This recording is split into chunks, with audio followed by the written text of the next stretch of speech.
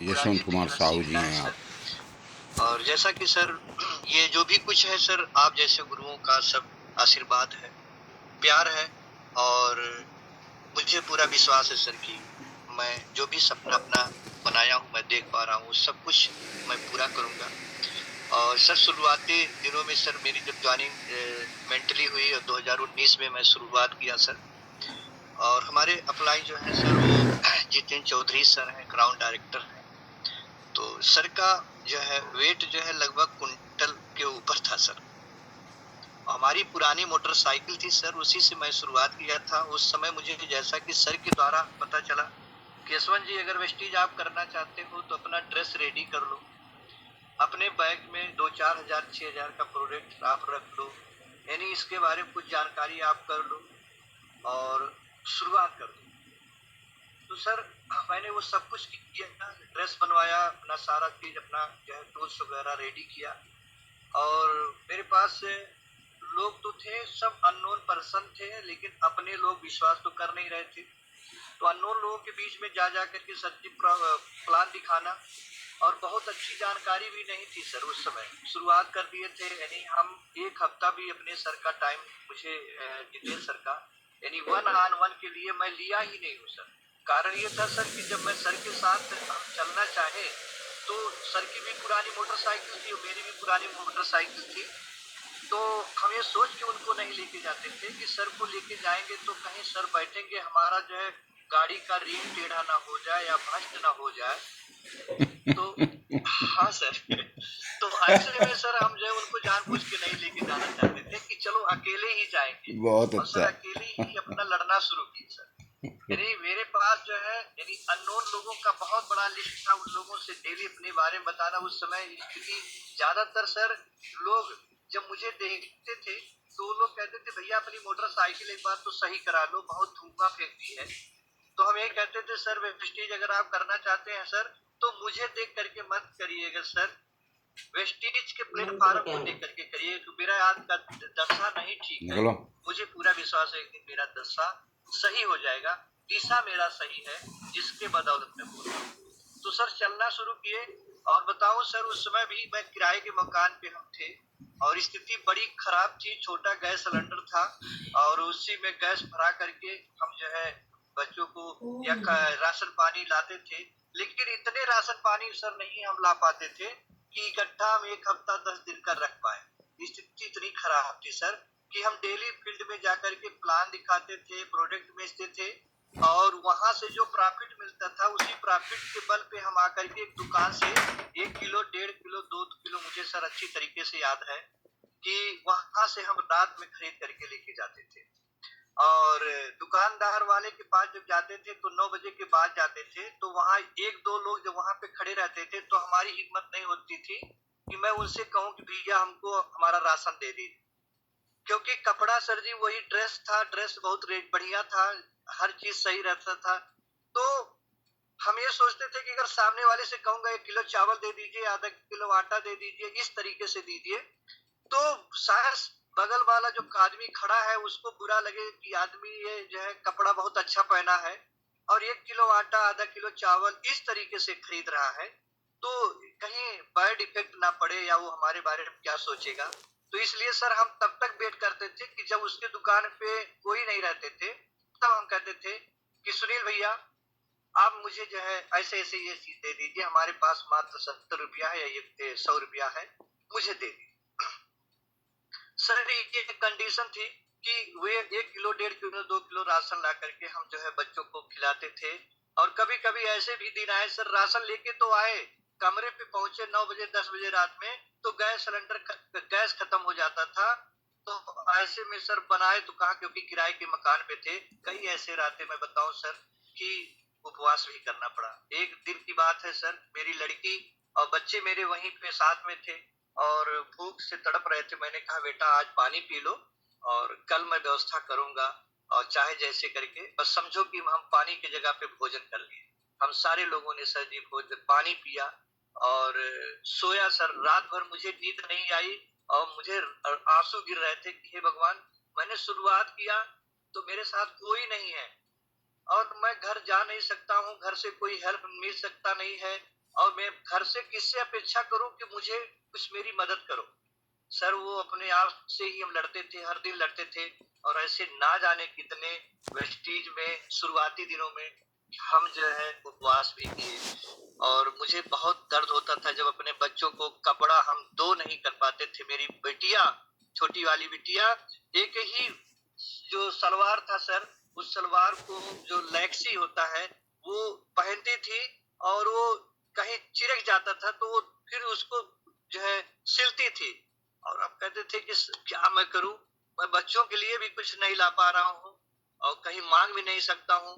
तो सर मैं क्या बताऊं, वो बहुत ही दर्द है। मैं उसको कहूंगा तो शायद मैं जो भावुक हो गया हूँ, मैं रो दूंगा कि वो सब दर्द मुझे आज भी सब दिखाई देता है। कि मेरी बिटिया कहती थी पापा कोई बात नहीं, आप जो है अपना काम करो, हम इसको सिल ले रहे हैं, चलेगा।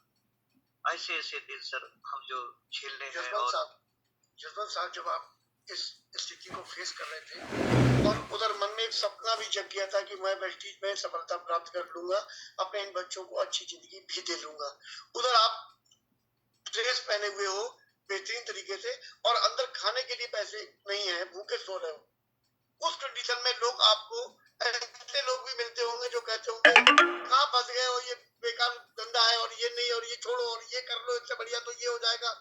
उस समय आप तो कौन सी शक्ति वेस्टीज से जुड़े रहती थी जो आप भटकाव में नहीं आए? सर बता रहा हूँ कि बहुत सारे लोग ऐसे मिलते थे, दिन दूना रात चौगुना वाले।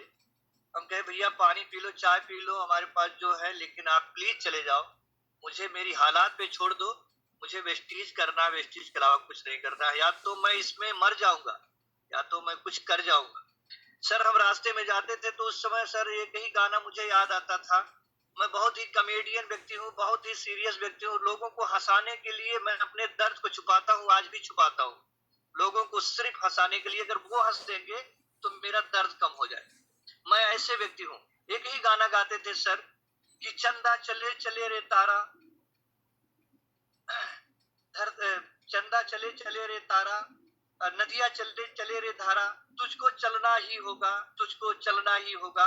यही कहते हुए हम आगे बढ़ते थे सर, हर दिन हम यही कहते हुए बढ़ते थे सर कि मुझे चलना पड़ेगा, क्योंकि मेरे पास बहुत कारण है। बच्चे बड़े हो रहे हैं, बच्चों के लिए मैंने कुछ किया ही नहीं है, परिवार के लिए, माँ बाप के लिए कुछ नहीं किया है। और मैं एकदम -0 पे था सर, ऐसी कंडीशन थी। यही गाना गाते हुए जाते थे सर, और कुछ नहीं सर। जसवंत साहब, उस कंडीशन से निकलकर वेस्टीज में आप इस समय 50-60 हजार रुपए महीने की इनकम प्राप्त कर चुके हैं। आपको कार फंड भी मिल रहा है, कंपनी कार खरीदने के लिए पैसा देती है, आप 10 लाख रुपए की गाड़ी भी खरीदी है, आप उससे चलते हो। बच्चों की लाइफ स्टाइल अब बहुत अच्छी होने लगी है। आगे आपकी क्या ड्रीम है वेस्टीज को लेकर? आप अपने परिवार को क्या करना चाहते हो वेस्टीज से? सर परिवार हमारी फील्ड है सर, मैं अपने फील्ड के लिए दिन रात में लड़ता हूँ और लड़ूंगा सर। पहला मेरा रोजी है, दूसरा परिवार है, फिर हमारा तीसरा समाज है सर। तो मेरा जो परिवार है सर वो मेरी टीम है। मैं अपनी टीम के लिए दिन रात चिंता करता हूँ और मैं सोचता हूँ कि अपनी टीम को मैं वहां पहुंचाऊं जहां आज मैं हूँ। तो इस साल का जो गोल है सर, 10 लोगों को मैं चिन्हित किया हूँ, जो उनको मैं 50-50 हजार पे मैं पहुंचाऊंगा और उनके लिए मैं लड़ रहा हूँ। और उसमें भी एक लोगों को 1 लाख के लिए, जो हमारे राजकुमार प्रजापति हैं, मैं, हमारे जो है बहुत ही प्रिय भाई हैं, हमारे जो है दोस्त हैं, और दर्द उनको भी मैं शेयर करता हूँ, वो मेरे अपने दर्द मुझसे शेयर करते हैं। तो 1 लाख तक उनको पहुंचाने का मैं एक निर्णय लिया। और टीम में सर लगभग 10 लोगों को 50-50 हजार सर, और अपने लेवल को सर डायमंड, जैसा कि सर जी इतना बताए, सर जी को अनुभव है, हमारी टीम को देख रहे हैं। तो 50 यानी जो है डायमंड डायरेक्टर इस साल मैं करूंगा सर। और बाकी सर 2027 में सर प्लान है कि मैं क्राउन करूंगा, और क्राउन के साथ साथ अपनी बिटिया का शादी करूंगा। और सर मैं बहुत लंबे समय से सर मैं किराए के मकान पे हूँ। किराए का दर्द मैं जान सकता हूँ, जो किराए के मकान पे होंगे वही जान सकते हैं सर। हर दिन मुझे चैलेंज लेना पड़ता है। वो मेरे इस कामयाबी को देख करके यहाँ के आसपास के पड़ोस के लोग जो है जलते हैं सर। जहाँ मेरी गाड़ी खड़ी है सर, मुझे आए दिन डर लगता है कि कहीं कोई उस पे पत्थर ना फेंक दे। सच बता रहा हूँ सर, मैं हमेशा सोचता हूँ कि कहीं कोई जो है कुछ कर ना दे, क्योंकि ईर्षा है सर, ईर्षा है सर। मैं किससे कुछ नहीं कहता हूँ, मैं कहता हूँ कि मेरी गाड़ी सेफ रहेगी, हे ईश्वर मेरी गाड़ी सेफ रहेगी, मैं सही रहूंगा और एक दिन मेरी अपना अपना घर होगा और मैं अपनी गाड़ी का सही तरीके से सही जगह पे खड़ा कर पाऊंगा, मैं अपनी गाड़ी का सेवा कर पाऊंगा सर। ये आए दिन मैं सोचता हूँ सर। बाकी फ्यूचर की बहुत बड़ी प्लानिंग है सर, और 2030 तक का मैं रोड मैप बना चुका हूँ कि वेस्टिज से मुझे 2030 तक 5 लाख तक मैं पहुंचना है। मुझे पीएम सीएम तो नहीं, लेकिन सर यूनिवर्सल क्राउन डायरेक्टर मुझे 2030 तक बनना है, 5 लाख का इनकम लेना है, इस सोच के साथ मैं काम कर रहा हूँ सर। बहुत शानदार, बहुत बेहतरीन। यशवंत साहब, आपकी इस पूरी जर्नी से हम सारे लोगों को बहुत सारी मदद मिली है। हमारे तमाम साथी जो आपको अभी देख रहे हैं, जो भविष्य में देखेंगे इस वीडियो के माध्यम से, उन सबके अंदर बहुत एक हिम्मत का संचार हुआ है। आपका बहुत बहुत धन्यवाद। Thank you sir, thank you sir, thank you. साथियों, अभी आपने देखा कि यशवंत सर कहाँ से शुरुआत की, कहाँ तक आ गए हैं और कहाँ तक का सफर अभी बाकी है। आपके भी कुछ सपने हैं, उन्हें पूरा करने के लिए कुछ करना चाहते हो, पूरी ताकत जोड़ना चाहते हो। अभी हम लोग पिछले 4-5 दिन से सपनों की बात कर रहे हैं। लिखने की बात तय हुई थी हमारी और आपकी कि हम लोग लिखेंगे, एक चार्ट बनाएंगे, उस पर लिखेंगे क्या क्या चीजें हमें चाहिए। छोटी से छोटी चीजों को भी अपनी लिस्ट में शामिल करने का प्रयास करेंगे। एक ऐसी अटैची, जब हम कहीं पर जाते हैं ना तो बैग लेके जाना पड़ता है, अच्छा नहीं लगता आपको। आपने उसको ड्रीम लिस्ट में लिख लिया, ट्रॉली बैग बड़ा सा, जब आप कहीं शादी में जा रहे हैं अपने परिवार से, उसमें कपड़े रखे थे। बहुत महंगा नहीं आता, लेकिन आप ले नहीं पा रहे हैं। देखा,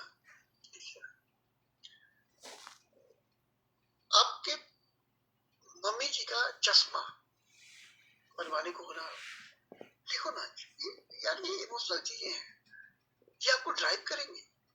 आपका बच्चा जब सोए तो उसको प्योर दूध और उसमें मेवा पिसी हुई और छौंका लगा हुआ पड़ा हुआ, जब वो पी के सोएगा तो उसका शरीर बढ़िया ताकत देगा। एक छोटा सा प्लॉट जिसमें बिना केमिकल की सब्जियां उगाई जा सके, जिसको आपके बच्चे और आप लोग खाओ, आपके माता पिता खाएं।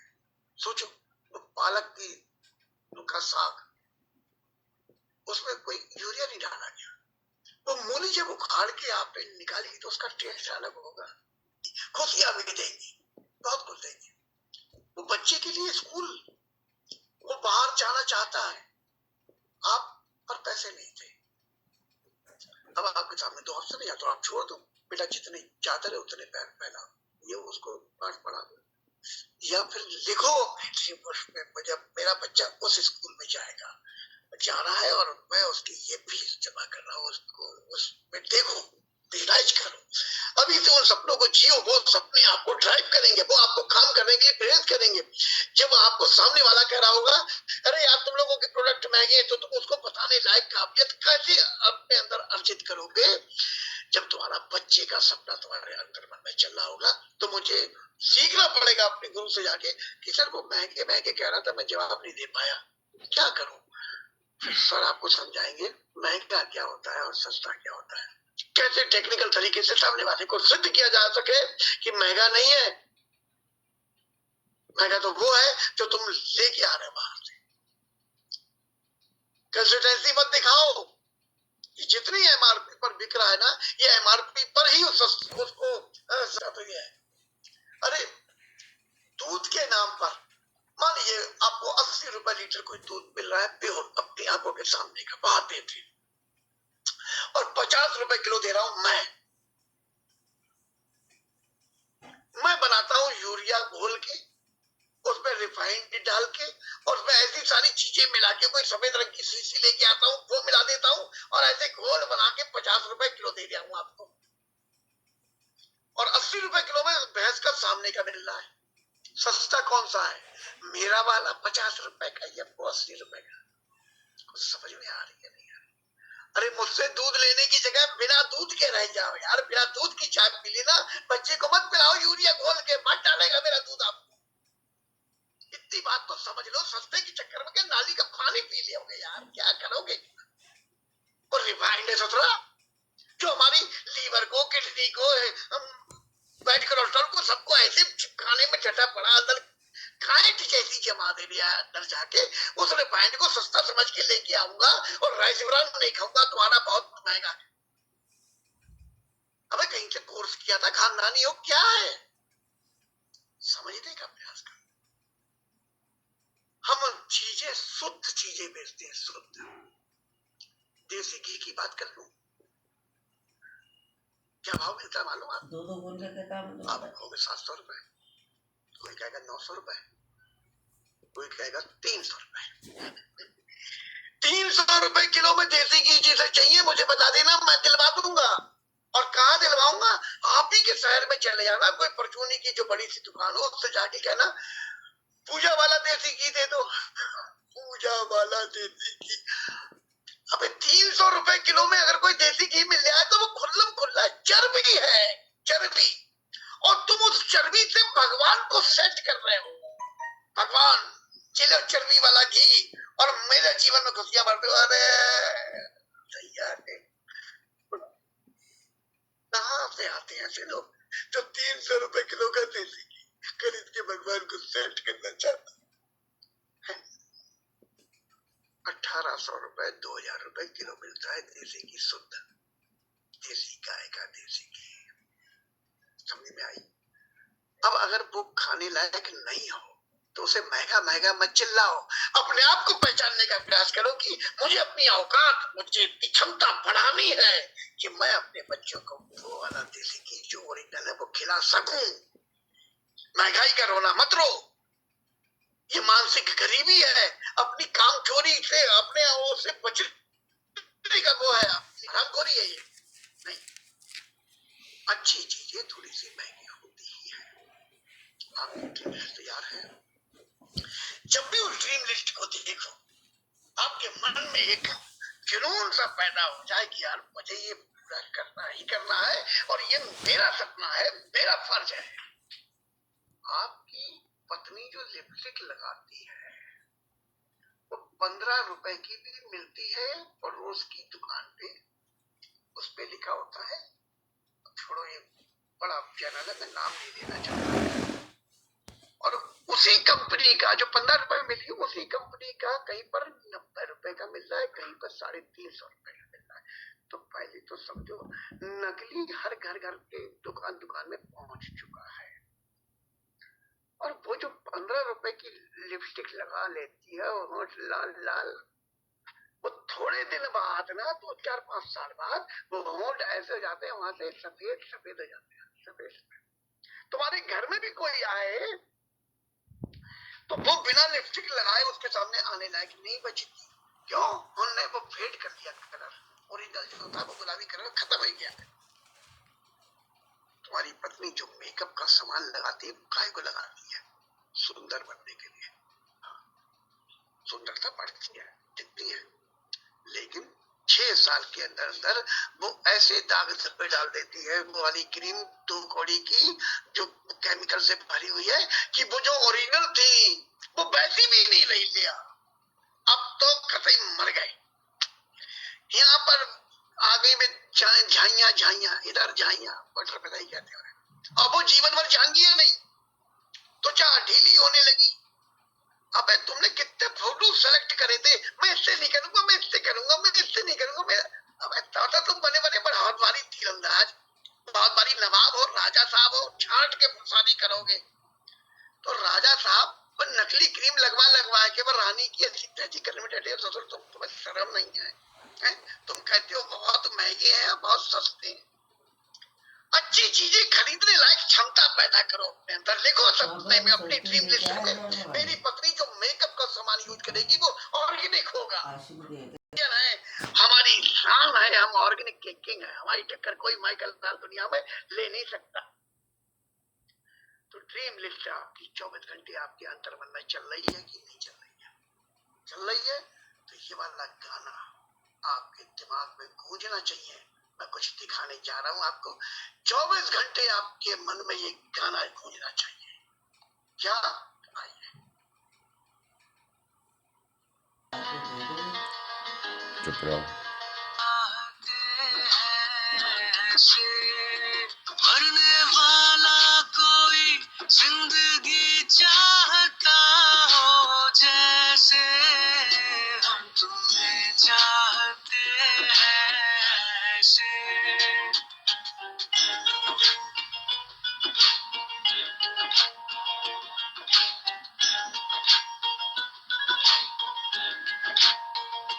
मेरे ख्वाबों में जो सज रहा है, मेरे ख्वाबों में जो सज रहा है, मेरे ख्वाबों में जो सज रहा है, मेरे ख्वाबों में जो सज रहा है, वो खुदा तो नहीं पर जमाने में सबसे जुदा है।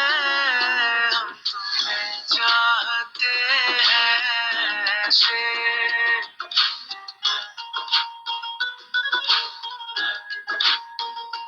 हम तुम्हें चाहते हैं ऐसे। मरने वाला कोई जिंदगी चाहता हो जैसे हम तुम्हें चाहते हैं ऐसे।